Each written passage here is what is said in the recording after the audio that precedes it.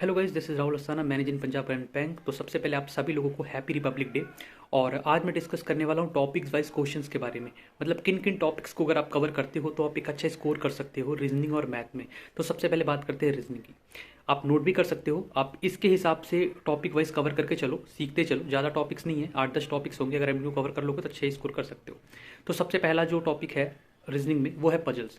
अगर आप puzzles cover करते हो तो आप आराम से 10 से 15 नंबर ले सकते हो। 3 पजल्स तो एग्जाम में आते ही आते हैं। तो सबसे पहले तो मैं पजल्स का ही नाम लूंगा। दूसरा है sitting arrangement, linear arrangement. Sitting arrangement कर ले या लीनियर अरेंजमेंट कर ले। सिटिंग अरेंजमेंट और लीनियर अरेंजमेंट में क्या अंतर है? लीनियर अरेंजमेंट में वो लाइन वाइज अरेंजमेंट की बातें करते हैं, और सिटिंग अरेंजमेंट में वो सर्कल बेस भी हो सकता है, और वो स्क्वायर भी हो सकता है, रेक्टेंगल भी हो सकता है, कुछ भी हो सकता है। उसके बाद है सिलॉक्स। सिलॉक्स के बारे में आप लोगों को पता ही होगा। सिलॉक्स ज़्यादा मुश्किल नहीं है, थोड़ा सा प्रैक्टिस करोगे आप अच्छा स्कोर कर सकते हो इस पर। उसके बाद है कोडेड इनइक्वालिटीज़। इसके बारे में भी आप लोगों ने पढ़ा ही होगा, देखा ही होगा इस तरह के क्वेश्चंस को। उसमें होता क्या है कि इनइक्वालिटी आपको जज करना होता है, कौन किससे बड़ा कौन किससे छोटा है। एक तो डायरेक्ट सिंबल दे देता है, एक में क्या होता है कि वो परसेंटेज बना देगा, प्लस बना देगा, डिवाइड कर बना देगा, और साइड में आपको दिया भी रहेगा कि परसेंटेज का मतलब क्या है, ग्रेटर देन और इक्वल, इस तरह से दिया रहेगा। उसको हम बोलते हैं कोडेड इनइक्वालिटीज़। अगला है मशीन इनपुट आउटपुट। मेंस के क्वेश्चन में या स्केल 2 के बारे में बात करें तो ये आता ही आता है। आप किसी भी एग्जाम के मेंस को उठा लो, आईबीपीएस के, आर चाहे वो क्लर्क हो या पीयू हो, मशीन इनपुट आउटपुट आता ही है। आप इसका ये कह सकते हैं कि जो लेवल होता है वो थोड़ा सा मॉडरेट ही होता है, थोड़ा सा मॉडरेट होता है, टफ नहीं होता है, ना ही ईजी होता है, मॉडरेट होता है। उसके बाद है कोडिंग डिकोडिंग। कोडिंग डिकोडिंग का जैसे मैंने बताया कि एक सिंबल में आपको बता देगा, मतलब एक लाइन दिया रहेगा कि इस सिंबल्स में इसका मतलब ये होता है, फिर दूसरा दिया रहेगा इसका, तो आपको कोई भी पूछ देगा कि आप इसका मतलब बताओ, इसका मतलब क्या होगा। कई बार होता है कि आप उसमें होता नहीं है तो आप उसमें लिख दोगे नन ऑफ द अबव, इस तरह के। उसके बाद ब्लड रिलेशन आता है। ब्लड रिलेशन से ज़्यादा क्वेश्चंस नहीं आते हैं, 1 से 2 क्वेश्चन आएंगे। हाँ, कभी कभी पजल्स में भी ब्लड रिलेशन घुसा देता है, तो वो 5 नंबर के आएंगे। उसके बाद है प्रॉब्लम बेस्ड ऑन एजेस। उम्र के बारे में ज़्यादा नंबर, 1-2 नंबर के ही आएंगे। उसके बाद है alpha numeric series, symbol, science, alphabet. Alpha numeric series की बात करूँ तो आपने देखा होगा इस तरह के क्वेश्चंस एग्जाम में कि एक सीरीज देता है जिसमें नंबर्स भी होते हैं, अल्फाबेट्स भी होते हैं, सिंबल्स भी होते हैं। तो उसमें क्वेश्चन इस तरह से पूछेगा कि अगर हम सारे सिंबल्स को हटा दें तो दाएं से 5वां या बाएं से 10वां क्या होगा, ठीक है। या फिर ये आपको जज करना होगा कितने ऐसे वॉवल्स हैं जिनके ठीक पहले कॉन्सोनेंट आ रहा है या ठीक बाद सिंबल्स आ रहे हैं, इस तरह के। उसको हम बोलते हैं अल्फा न्यूमेरिक सीरीज। अगला है स्टेटमेंट एंड कंक्लूजन। एक स्टेटमेंट आपको देता है, उसके 3-4 कंक्लूजन देते हैं, उस स्टेटमेंट को पढ़ना है आपने और डिसाइड करना है कि उसका क्या क्या कंक्लूजन हो सकता है, उससे क्या क्या चीज़ें निकल सकती है। जैसे एक क्वेश्चन, एक एग्जाम्पल देता हूँ कि कॉलेज ए ने अपनी फीस बढ़ा दी, इसका क्या इम्पैक्ट होगा। अब सपोज दैट 2 इम्पैक्ट लिखे हुए हैं। एक पहला, सारे बच्चे अपना नाम स्कूल से कटा लेंगे, कह सकते हैं कि वो चले जाएंगे दूसरे कॉलेज में पढ़ने के लिए। दूसरा, छात्र इसका विरोध करेंगे। अब आपको डिसाइड करना है कि कंक्लूजन क्या हो सकता है। अब मेरे को तो नहीं लगता है कि सारे बच्चे अपना नाम हटवा के स्कूल से दूसरे कॉलेज में चले जाएंगे, दूसरे कॉलेज में चले जाएंगे, नहीं जाएंगे। तो यही होगा कि विरोध करेंगे। तो इस तरह से कंक्लूजन आपको डिसाइड करना होगा। और एक होता है डाटा सफिशिएंसी। डाटा सफिशिएंसी मतलब एक मतलब 2-3 क्वेश्चंस दे देंगे और डिसाइड करना होगा कि एक क्वेश्चन आपको दे देगा कि मतलब इसके बिहाफ पे आप डिसाइड करो कि ये सही होगा या नहीं होगा। उसमें आपको दे देगा only 1 is correct, only 2 is correct, both are necessary, both are not necessary, इस तरह से भी क्वेश्चंस आते हैं। तो मैं फिर से एक बार रिपीट कर रहा हूँ, मैं सारे टॉपिक्स के नाम ले रहा हूँ। एक तो आप पजल्स कवर कर लो, sitting arrangement, linear arrangement cover कर लो, सिलॉक्स कवर कर लो, कोडेड इनइक्वालिटीज कवर कर लो, मशीन इनपुट आउटपुट कवर कर लो, blood relation, problem based on ages, 1-2 number के आएंगे। अल्फा न्यूमेरिक सीरीज 5 नंबर के आते हैं, कम से कम 3 नंबर के ही आएंगे, कम से कम तो 3 तो आएंगे। स्टेटमेंट एंड कंक्लूजन और डाटा सफिशिएंसी। अगर आपने इतने क्वेश्चंस कवर कर लिए, मैं कह के चल रहा हूँ आपको, लिख के ले लो, 20 से 25 नंबर आपके कहीं पे नहीं गए रीजनिंग में। अब आ जाते हैं मैथ्स पे। मैथ्स में क्या क्या कवर करने हैं? सबसे पहले तो प्रोबेबिलिटी, प्रायिकता निकालना, कितनी प्रायिकता हो सकती है। एक बास्केट में 2 हरे गेंद है, 3 ये गेंद नीली गेंद है, 4 रेड बॉल है, आप उसमें से 2 पिक कर रहे हो, तो क्या प्रोबेबिलिटी बनती है कि वो हरे ही हों। इस तरह के क्वेश्चन इसको बोलते हैं प्रोबेबिलिटी। परम्यूटेशन और कॉम्बिनेशन भी आएंगे, 3 नंबर कम से कम आते ही आते हैं। डाटा इंटरप्रिटेशन, डीआई जिसके बारे में बात करें, जैसे रीजनिंग में पजल्स काफ़ी ज़्यादा वेटेज देता है, वैसे उसी तरह मैथ्स में डाटा इंटरप्रिटेशन अगर आप अच्छा करते हो तो 15 नंबर आप यहाँ से कवर कर सकते हो। उसके बाद है boats and stream. Boat and stream को मैं ज़्यादा तवज्जो नहीं दे रहा हूँ क्योंकि 1 से 2 नंबर ही आते हैं। क्वाड्रेटिक इनइक्वालिटीज़, ये आपने पढ़ा ही होगा। क्वाड्रेटिक इनइक्वालिटीज़ बहुत तरह के होते हैं। इस टॉपिक को कवर करने के लिए अगर कोई ये कहे कि हफ्ते में कवर हो जाएगा तो मैं नहीं मानता। 15 से 20 दिन आराम से लगेंगे अगर आपने पूरा डेडिकेशन दिखाया इस चैप्टर के लिए तो। उसके बाद है डाटा सफिशिएंसी, और इसके बाद है मिसलेनियस। मिसलेनियस में बहुत सारी चीज़ें आ जाएंगी, time and work, time speed distance, mensuration, ये सारे आ जाएंगे। फिर से एक बार मैं रिपीट कर रहा हूँ, मैथ्स में क्या क्या टॉपिक्स आ सकते हैं। प्रोबेबिलिटी आ सकता है, परम्यूटेशन एंड कॉम्बिनेशन आ सकता है, डाटा इंटरप्रिटेशन बिल्कुल आएगा, बोर्ड्स एंड स्ट्रीम 1-2 नंबर के आ सकते हैं, क्वाड्रेटिक इनइक्वालिटीज़ ये तो आएगा ही आएगा, डाटा सफिशिएंसी, इसमें भी आपको डाटा बताना पड़ेगा, कुछ मिसिंग नंबर दे देंगे कुछ इस तरह के, तो वो डाटा सफिशिएंसी आपको क्लियर करना पड़ेगा। और मिसलेनियस में मैं कहूँगा time and work, time distance, जितने भी क्वेश्चंस आते हैं मिसलेनियस में आप ये मान के चलो 4 से 5 नंबर के क्वेश्चंस आते हैं। अगर आपने रीजनिंग और मैथ्स में ये टॉपिक्स कवर कर लिए तो आप आराम से 20 से 25 नंबर ले सकते हो। अब देखो, बहुत सारे लोग कहेंगे कि सर मेरे को 150 नंबर लाना है, 130 नंबर लाना है। नहीं, क्यों?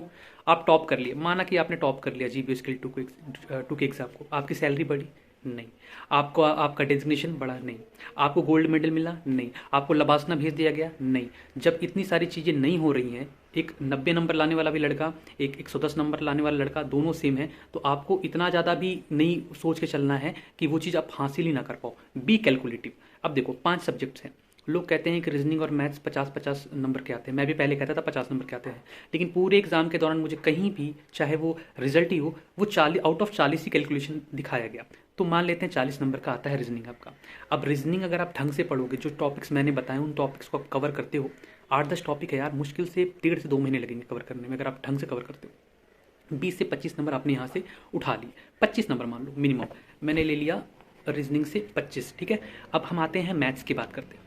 मैं मानता हूँ कि कई बार आपको फंसा देगा, डीआई फंसा देगा, कुछ फंसा देगा।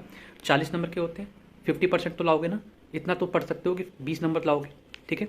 एक बात और, सारे क्वेश्चंस कोई नहीं सॉल्व कर सकता है, कोई टॉपर भी सॉल्व नहीं कर सकता है, कोई नहीं सॉल्व कर सकता। कोई ये सोच के कि 40 में 40 करके आऊँगा, 200 में 200 करके आऊँगा, या रीजनिंग में मैंने 40 कवर करके आने, नहीं कर सकते हो आप, बिल्कुल 40 नहीं कर सकते हो। आपको वो टॉपिक्स या वो क्वेश्चंस कवर करने पड़ेंगे या पिक करने पड़ेंगे जो वीक पॉइंट है।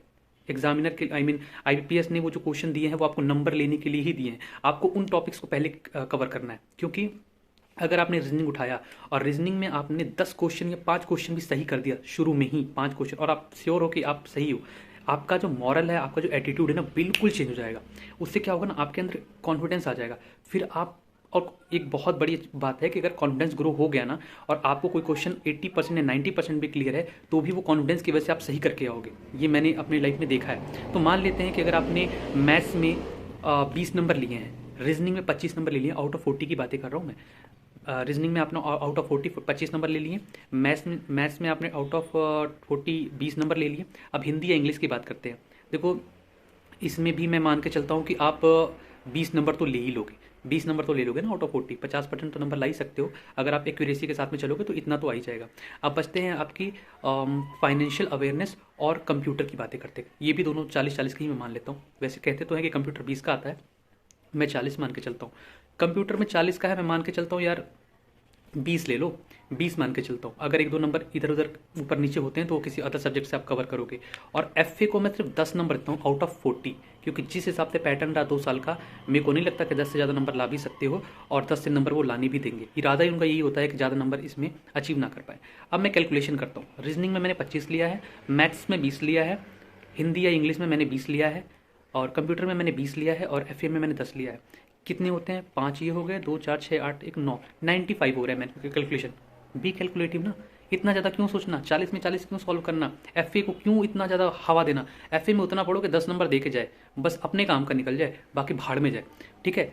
और कंप्यूटर की बात करें तो कंप्यूटर तुमको पता है यार, 2011 से लेकर जब से आईबीपीएस लॉन्च हुआ है, आईबीपीएस आया है, और आज अब चल रहा 2022, 11 साल के अंदर कोई भी कहीं से भी सोर्स उठा लो, जितने क्वेश्चंस पूछे गए एग्जाम में कर लो, रोज 10-10 क्वेश्चन सॉल्व करते, मतलब कवर करते चलो, पढ़ते चलो। कितने क्वेश्चंस हुए? 2000, 3000, 2500 क्वेश्चन, 3000, जो भी हो कवर कर लोगे, ज़्यादा टाइम नहीं लगेगा। तो मैं इस कैलकुलेशन के हिसाब से चल रहा हूँ कि 90 कैलकुलेशन के हिसाब से मैं ये मान के चल रहा हूँ कि 95 नंबर आपके आ जाएंगे। ये मैं कम से कम लेके चल रहा हूँ। ये तो वो है जो मैं मान के चलता हूँ, अगर आपने ढंग से तैयारी की और टॉपिक्स जो मैंने बताए वो कवर किए, तो आप इतना ले ही लोगे, कोई रोक नहीं सकता है। अब ऐसा तो है नहीं कि मैंने ये रामबाण, मतलब ये लक्ष्मण रेखा बना दी कि भैया इतना ही लाना है, इससे ज़्यादा नहीं ला सकते हो, ज़्यादा लाओ, मना कहाँ करते। मैं कहता हूँ तुम 100+ लाओ, 100+ जितना लाओगे वो तुम्हारे लिए प्लस पॉइंट होगा। वो जितने 100 से ऊपर जितना भी नंबर तुम जाओगे वो ये होगा कि तुम अपना ना, एक होता है कि ये नकली सीमेंट लगा देना, एक होता है अंबुजा सीमेंट लगाना, एक होता है एसीसी गोल्ड लगा देना। जैसे जैसे 100+ जाओगे ना, वो अपनी सीमेंट का जो अस्तर है ना वो बढ़ाते जाओगे, अपनी जगह और मजबूत करते जाओगे, कोई हिला नहीं पाएगा। तो इस हिसाब से कैलकुलेशन कीजिए आप। आपको ये मान के चलना, आप अभी से कैलकुलेशन करके चलिए। और ये जो प्रैक्टिस है ये आपको अपने जो मॉक टेस्ट लगा रहे हैं इसी में इंप्लीमेंट करना है। ये नहीं कि डायरेक्टली एग्जाम में कहीं इंप्लीमेंट, वहाँ पे कुछ इंप्लीमेंटेशन नहीं होता है। आप यहाँ से ही इंप्लीमेंट करो। जैसे से आपके प्रैक्टिस में आएगा, 10-15 मॉक सॉल्व करोगे आप, और जब प्रैक्टिस में आ जाएगा आपको खुद ही पता चल जाएगा कि क्या डायरेक्शन, किस डायरेक्शन में को जाना है। तो फिलहाल के लिए इतना ही। और एक बात और, I had given my words कि मैं 1 तारीख से फाइनेंशियल अवेयरनेस की क्लासेस लाऊंगा, तो मैं बिल्कुल उस पर काम कर रहा हूँ। लगभग मेरा जो सेटअप है वो कंप्लीट है। तो होपफुली 1 तारीख को मिलेंगे एक नए तरीके से, वीडियो के थ्रू नहीं, आई मीन वीडियो के थ्रू ही मिलेंगे, बट उसमें फाइनेंशियल अवेयरनेस के क्लासेस मैं कवर करूँगा। और डेली क्लासेस नहीं लाऊंगा, 2-3 दिन पे एक क्लासेस लाऊंगा, और उसमें पिछले 2-3 दिन के जितने भी क्वेश्चंस होंगे वो कवर कर लूँगा। अब ऐसा भी होगा कि हो सकता है कि मेरे क्लास में बहुत सारे क्वेश्चंस कवर ना हो, उसके लिए मैं आप लोग को पीडीएफ दूंगा, और बहुत जल्दी ग्रुप बनाने वाला हूँ स्केल 2 के लिए, क्योंकि यार बहुत सारे क्वेश्चन मेरे पास आते हैं। मेरे लिए इतना आसान नहीं है या ईजी नहीं है कि सबको मैं जवाब दूँ। इंडिविजुअल बंदे को जाके जवाब देना है, उसकी क्वेरी सॉल्व करना मेरे लिए आसान नहीं है। तो ग्रुप में रहेंगे तो ग्रुप में अब इतने सारे आते हैं, कई लोगों का मिस हो जाता है, तो ग्रुप में रहेंगे तो मैं सबको जवाब दे सकता हूँ। तो फिलहाल के लिए इतना ही। एंड आई होप कि आप कैलकुलेशन करोगे। अगर आपको निकालना है इस एग्जाम को तो कैलकुलेशन के थ्रू जाओ, और उस कैलकुलेशन के थ्रू डिसाइड करो कि आपको किस सब्जेक्ट में कितने नंबर लाने हैं मिनिमम। मैक्सिमम का छोड़ दो, मिनिमम, उससे नीचे तो सोचना भी नहीं। अच्छा, मान लेते हैं कि किसी एक सब्जेक्ट में आपका नंबर कम आ जाता है, तो उसको आप कहीं और से कवर कर लेंगे। अब मैंने कहा कि 10 नंबर लेने हैं एफए में, तो 40 में 10 बहुत कम बोल रहा हूँ मैं, ऐसा तो होगा नहीं 10। अगर आपने मान लो 15 क्वेश्चन कवर कर लिए यहाँ से, आपको पता है कि 15 मेरे सही के सही हैं, आप 5+ में जा रहे हो ना, तो 5+ में जा रहे हो, तो उस 5 का फ़ायदा क्या होगा, आप 2-4 क्वेश्चन तुक्का भी मार सकते हो, जहाँ आपको लगे 60% 70% के मैं सही हो सकता हूँ। अब एक क्वेश्चन गलत करने पे 1/4 नंबर कटते हैं, यानी कि 0.25 कटेंगे। अब आपने 15 क्वेश्चन सॉल्व कर लिए एफए में, ठीक है। तो अब 15 क्वेश्चन में से आप ये मान लो कि 13 तो छोड़ो, 13 तो आप ये मान लो कि 13 नंबर मेरे को लेने हैं। 2 क्वेश्चन के आप तुक्का खेलो, 2 क्वेश्चन के बिहाफ पे आप 8 क्वेश्चन तुक्का मार सकते हो, ठीक है। तुक्का भी ऐसे मारना है जिसमें आपको 60-70%, जहाँ पे आपको लगे कि आप सही हो सकते हो। अब मान लो 2 क्वेश्चन है, अगर आपने 8 क्वेश्चन कोई और गलत कर दिए तो ये 2 क्वेश्चन में से ही नंबर जाएंगे, आपका नंबर लेके नहीं जाएगा। ये 2 क्वेश्चन आपने तुक्का मारने के लिए अलग से रखे। तो इस तरह से कैलकुलेशन करो, और होपफुली आप अच्छे से पढ़ाई कर रहे होगे, ट्रैक पे होगे। टाइम धीरे धीरे निकल रहा है, टाइम यूँ कहें कि जनवरी तो निकल ही गया, बस अब 8 महीने बचे हैं। तो बेस्ट ऑफ लक फिर से आप सभी को, जितने भी एग्जाम्स आप लोगों के लिए आने वाले हैं आगे। और बाकी मैं मिलता हूँ आप लोगों को 1 तारीख को। इन बिटवीन अगर कुछ होता है तो मैं बिल्कुल शेयर करूँगा। तब तक के लिए goodbye and have a good day, और रिपब्लिक डे एंजॉय करें। अगर लड्डू वड्डू होगा तो बिल्कुल खाएं भी, और अगर हो सके तो होशियारपुर में अपना एड्रेस दे दूँगा, भिजवा भी देना। तब तक के लिए bye, have a good day.